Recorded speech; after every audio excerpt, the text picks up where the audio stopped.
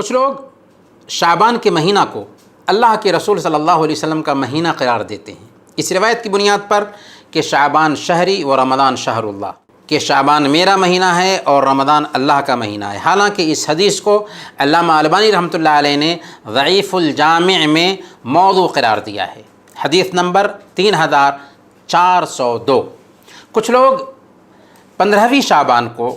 قبرستان کی زیارت کرنے جاتے ہیں اور اس کے لیے حضرت عائشہ صدیقہ رضی اللہ تعالی عنہ سے مروی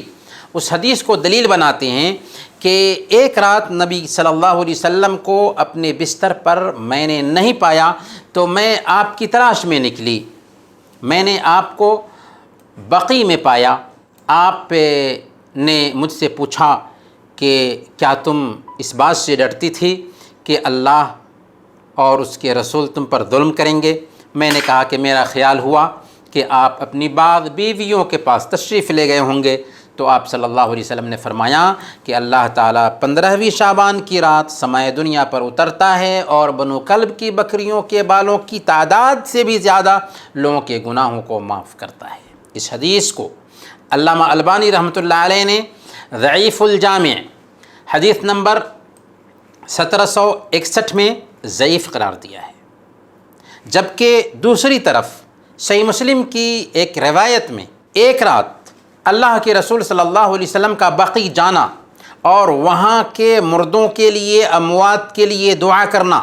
اور سیدہ عائشہ صدیقہ رضی اللہ تعالی عنہ کا پیچھا کرنا، یعنی اسی پس منظر کے ساتھ صحیح مسلم میں حدیث ثابت ہے، لیکن اس روایت میں 15ویں شعبان کی قید نہیں ہے۔ گویا اصل حدیث 15ویں شعبان کی قید سے خالی ہے، اس میں 15ویں شعبان کی قید نہیں پائی جاتی۔ لہذا قبرستان کی زیارت مسنون تو ہے، البتہ کبھی کبھار زیارت ہو سکتی ہے، پر 15ویں شعبان کی رات خصوصیت کے ساتھ قبروں کی زیارت کے لیے جانا ثابت نہیں بلکہ بدعت ہے، ایجاد بندہ ہے۔